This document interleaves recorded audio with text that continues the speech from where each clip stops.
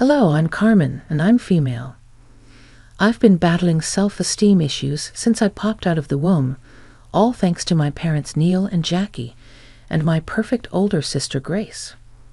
When it comes to my parents, I want to say that they're lovely people, but how lovely can you be when they never really acknowledged me when I was growing up? They've always had this thing about wanting me to be more like Grace. As I've mentioned, Grace is the golden child, the one who excels at everything she does and gets accolades and praise left and right. It's like she was born to impress. Me? Well, I'm just me, and I'm okay with that. But my parents never seemed to be. My parents never said it to my face, but I could always tell they were disappointed that I wasn't chasing the same goals as Grace. I mean, who wouldn't be? It's tough knowing you're the one who doesn't quite measure up in your parents' eyes. Fast forward a bit, and we were all gathered for another one of those good old family dinners. You know, the ones where Grace, the golden child, made an announcement that would change everything.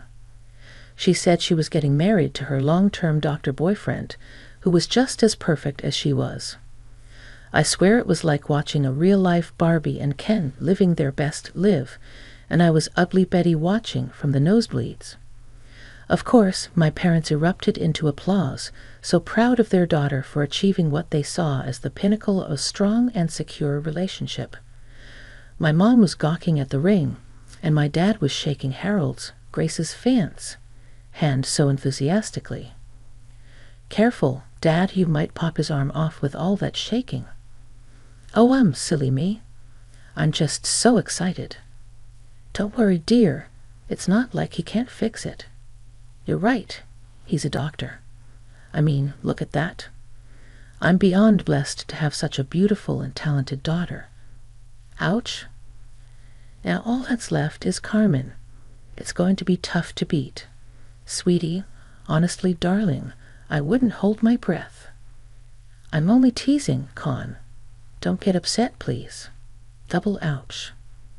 I just sat there while everyone was gushing and picking out wedding colors, just feeling a little bit out of place. But I'm used to that feeling. Then came the jokes, the comments about how no man could ever handle my so-called tomboyish nature. I brushed them off because, well, that's what I always did. But when it came to the topic of marriage, my parents' expectations were ruthless. They might have been joking, but I can assure you they expected nothing less than a prince charming for their daughters, especially after Grace has set the bar so high. Now there was an extra layer of pressure, and it was beginning to weigh on me. Would I ever find someone who could meet my family's lofty expectations? Well, as you may have guessed, the answer to that question is no. I did not find a prince charming. Instead, I found the sexiest, raunchiest, most kind, and caring yet dominant and assertive cowboy you could ever imagine. He wasn't afraid to get his hands dirty, but would also bring me roses on a random Tuesday. He was just that kind of man. He could make me ugly laugh, and he would always bring me tissues when I would ugly cry at those dumb old rom-coms. He was perfect. His name is Hugh, and he is my everything. With him, I felt loved and desirable just the way I was, with no need for pretense or trying to fit into someone else's mold, which was so refreshing. I was absolutely smitten with him. Sometimes I'm convinced I must have put a spell on him or something, because he was utterly obsessed with me, and I just couldn't imagine why. But I wasn't complaining, not one bit. Hugh was a farmer, a true cowboy at heart, and he cherished his life. He'd always been a farmer, and the country life resonated with me. I wasn't interested in the hustle and bustle of city life, but my parents just couldn't wrap their heads around that. Even though Hugh was quite literally perfect for me, I was terrified of introducing him to my parents. I knew they wouldn't be kind. They'd take one look at him, hear his accent, and automatically make the worst assumptions. Just the thought of them doing that made my blood boil. Hugh, bless his heart, would assure me that my parents would love him. He'd say things like, Don't you worry, Carmen. They'll see how much I adore you, and that's all that matters. As much as I was hesitating, there was a part of me that wanted to show Hugh off to the world because I loved him so much. So during our next family dinner, I decided to introduce my boyfriend, Hugh, to everyone. And as expected, my parents couldn't even attempt to hide their disgust. They'd say crap like, "What an interesting accent," or, "Is that a hillbilly accent?" Like, are you kidding me?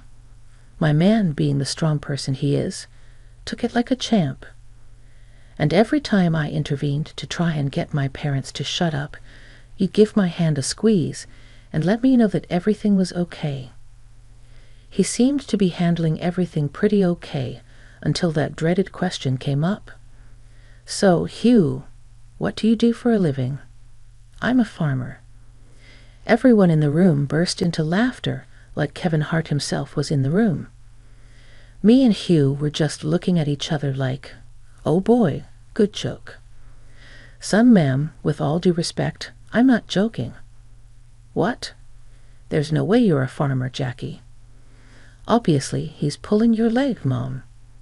"Dad, he's not joking. He's a farmer, and I'm happy with that. He's happy. We're really happy together. And we were even thinking of getting married." At that moment, I saw something in my parents shift, and I was transported back to being a 3-year-old getting in trouble for stealing candy from the drawers. "Well, that's just fantastic, sir." Don't talk to me, Dad." "Carmen, how could you do this to us? Do you want us to become a laughingstock? Are you two being serious right now? You do realize we're in 2023, right? Listen, no daughter of mine is going to marry some redneck hillbilly." "Well, then maybe I shouldn't be your daughter, Carmen." "How could you say that?" "Oh, don't act so innocent, Mom. You two have been treating me like less than ever since I was born, and now that you learned I might be happy for the first time in my miserable life, you treat me like this. You treat the person I love like this. Come on, Hugh. I love him. I know it's hard for you guys to wrap your heads around that, but if any of you ever, at any point in your lives, had even an ounce of care for me, you'll see that this is the best decision I could have ever made in my life. And I would like it if the two of you, as my parents, would accept that. Accept that I am me, and I am always going to be me, and that I am in love with this man Cut." The dramatics. "Carmen, you're not listening to us. You can't seriously consider marrying him. It seems like we came here in vain. Babe, let's go. But before I do, I'd like to extend the olive branch one more time. I'm choosing Hugh every single time, and I want you to be there when we get married. Will you come?" I looked at everyone in the room, and they were all shifting uncomfortably in their seats.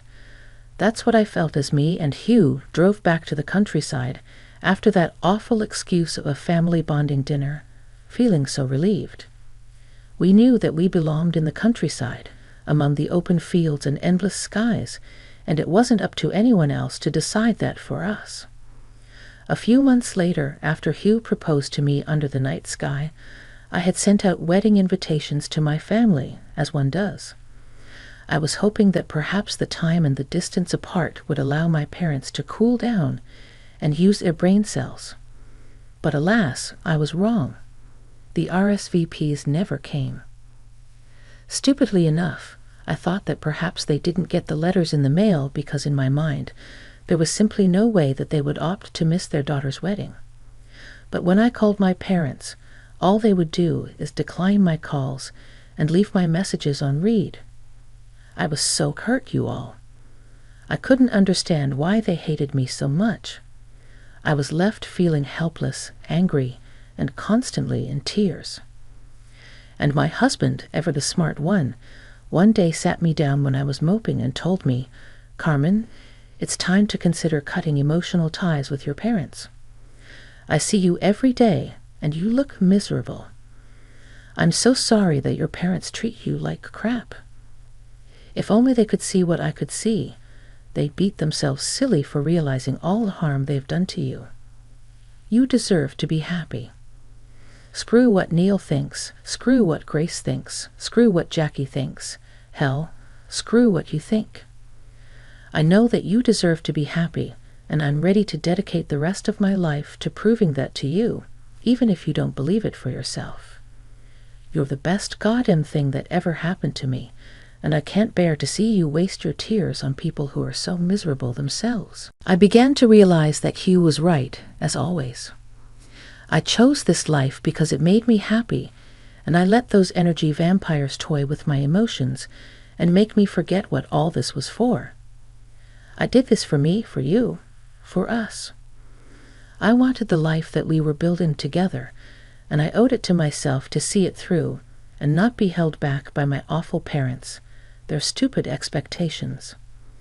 On the day of my wedding, my parents and other family members were nowhere to be found. The only family present was Hugh's mother, Rue, a kind and loving woman who had accepted me with wide open arms. Even though it was all quite a bit sad that they didn't even show up for my wedding, I accepted that I couldn't control other people's actions. I was responsible only for the life I was creating. Nonetheless, my wedding was like a dream to me, and Hugh made sure that I was smiling every second, so that's a win in my books.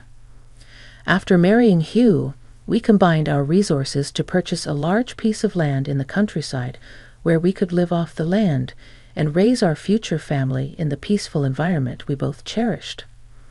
I had learned to choose happiness and accept the family that loved and supported me. A few months passed after the wedding, and my parents wouldn't stop bombarding me with messages suggesting that it wasn't too late for an annulment or even a divorce if it came down to it. It's funny how they were so unavailable for their daughter's wedding, but now they have all the time in the world to text me about a divorce. Some people in this life are truly evil, and there's nothing you can do about it. Their persistent prying and lack of support left me with no choice but to block them. I had decided that I wanted nothing more to do with my parents, who had shown time and time again that they didn't care about my happiness at all. Hugh was proud of me for choosing myself. Our bond only grew stronger, and I cherished him even more. We poured our hearts and efforts into improving our farm. With Hugh's background in farming, it didn't take long before it became a tremendous success. We started supplying local grocery shops and even some high-end chains with high-quality produce, dairy, honey, and meat. Our farm was on the rise, and we couldn't have been happier. Then came the news that I was pregnant after our second anniversary. Our hearts were filled with joy as we looked forward to growing our family. Life was sweeter than ever, and my love for Hugh and our growing family was unwavering. I no longer dwell on my awful parents. I had healed from all the emotional baggage they had dumped on me, and was now living a life full of happiness and love. We were sitting around the bonfire one beautiful and starry night when Rue leaned in and said, "Carmen, I'm so sorry to bring this up, and you don't have to answer if you don't want to. But have you heard from your parents lately?" There's a reason. Why I'm asking. I took a moment before replying. I blocked them a while ago. I honestly have no idea what's going on with them, and I don't care to find out. Why are you asking? Rue's face turned kind of pale and said, "You know, Carmen, I overheard people talking at the market today. They were discussing a high-rise doctor who's getting sued by his in-laws for medical malpractice on his father-in-law. It's become quite the town's gossip." Hugh and I shared a confused look. People all over town are talking about how conflicted the doctor's wife is, not knowing whether she should stay with him or leave, and the in-laws are furious with her because she chooses to stand by her husband. So now she's estranged from her parents. It sounds really messy. The story was intriguing, but I refused to believe it was about my parents. I thought it had to be a completely different family, as my parents couldn't possibly end up in such a predicament.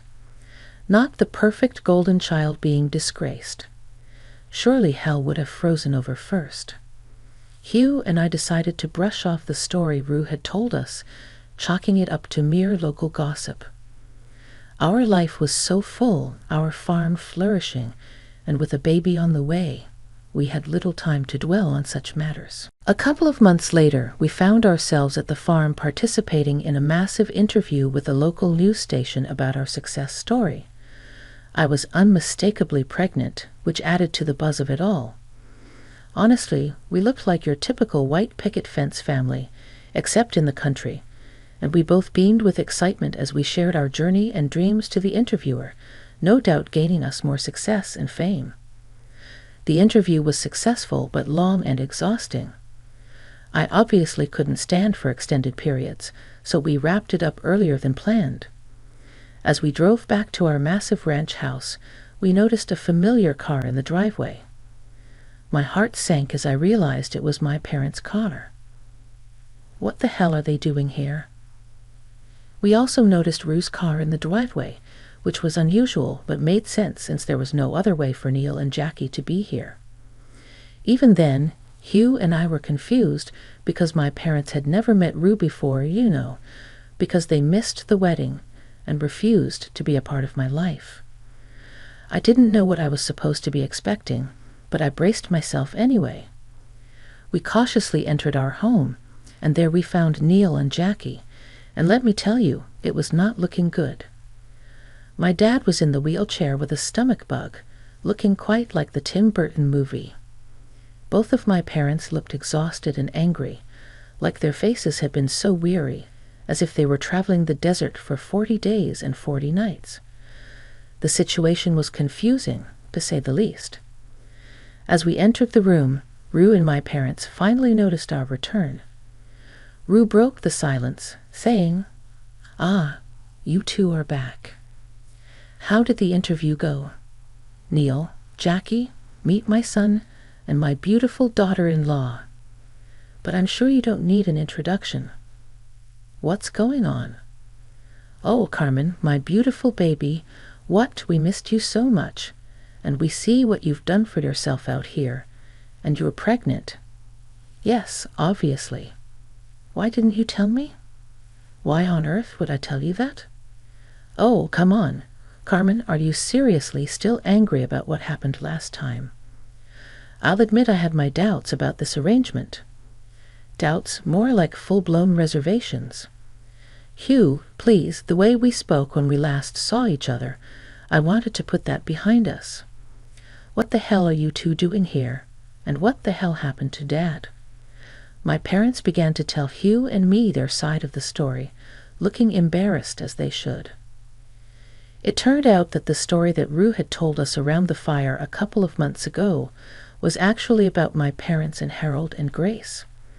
Neil explained that he needed surgery due to his bowel problem, so he went to his brother-in-law, Harold, and probably went at a family discount too. However, Harold proved to be pretty careless according to Neil, and he ended up botching his surgery, leaving him in a wheelchair with a colostomy bag collecting his waste. Yikes. The situation was humiliating, and you could see it had taken a heavy toll on their marriage. Then I asked about Grace, and Neil and Jackie looked even more uncomfortable. They revealed that they weren't really on speaking terms with her at the moment because Grace had chosen to stand by her husband rather than supporting her parents. Hugh then asked how they had contacted Rue. Rue chimed in, explaining that Neil and Jackie thought they could trick her into providing charity service because she ran a small lodge in the countryside which served as a bed and breakfast. They didn't think that I knew who they were, but I told you, I'm Farah, and I do my research. So while they thought they had the one up on me, I was 3 steps ahead of them. How could you do this to us? Lie to us like this? Why didn't you just tell us you knew it was us? You can see we're clearly struggling, and this is how you treat us. Rue couldn't help but express her thoughts, calling Neil and Jackie pathetic for their actions. Jackie started crying, mentioning that they were running low on money to cover their legal fees while trying to sue Harold as well as Neil's medical expenses. Finally, I asked them directly what they wanted from me and why they were here, and a heavy silence filled the air. Neil finally spoke up, saying, "Come on, we've missed you, and we need your help, please." I couldn't believe what I was hearing. I burst into laughter, and they all exchanged confused glances. I took a deep breath and said, "All my life, I've been treated like a second-class citizen in my own home. The people who were supposed to love me only treated me poorly. They treated me like crap when I wanted to marry the love of my life, and now they're crawling back. Karma is real, isn't it?" Neil and Jackie looked taken aback, unsure of what to say next. Good for them. How could you speak to your parents that way? What is wrong with you? Can't you see that we're struggling here? That's when Hugh couldn't contain his anger any longer and shouted at them. You've lost all respect here. You have no right to be on our property, and you have no right to speak to my wife this way. You haven't even apologized for what you've done. You're just expecting me to bend over backwards to help you. I mean, seriously, who does that? Neil and Jackie seemed genuinely surprised by my response, and their faces fell. You've been dead to me since my wedding day. I don't want you in my life, and I won't include you in my baby's life either. Get the hell out. Jackie began to cry, saying she wanted to see her grandchild, and this was the worst thing I could do to her. I firmly said no and told them to leave, once again warning them that they'd be escorted out by the sheriff if necessary, and that they would never get a dime from any of us. After some yelling and retaliation, they eventually left our property, rejected and clearly not having achieved what they had hoped for. Must suck to be them. Once Hugh helped Neil into the car, which must have been embarrassing, they drove off, and I couldn't help but feel overwhelmed. It was like a heavy burden had been lifted from my shoulders, and I couldn't help but just sob. These tears were different. They were happy tears because for the first time, I felt truly free from the grip of my awful parents. Hugh and Rue held me, and they told me that everything would be okay, and I knew it would be eventually. Seeing them alone was too much contact for my unborn baby, and I wanted to make sure they never got the chance to harass this family again. A couple of weeks after the incident, I noticed that Neil and Jackie were still trying their luck. They had seen our interview and the success of our farm and found their way to my social media accounts, where they began harassing me. They claimed it was my duty to help my parents despite everything they had put me through. The audacity to try and weasel their way back into my life after everything they put me through was something that needed to be stopped. Have they no shame? I blocked and reported them on their accounts, but they persisted and created new accounts to continue harassing me. I was left with no other choice but to seek restraining orders to ensure I'd never have to hear from them again. It was time to protect my own happiness and the life I was building with Hugh and my baby.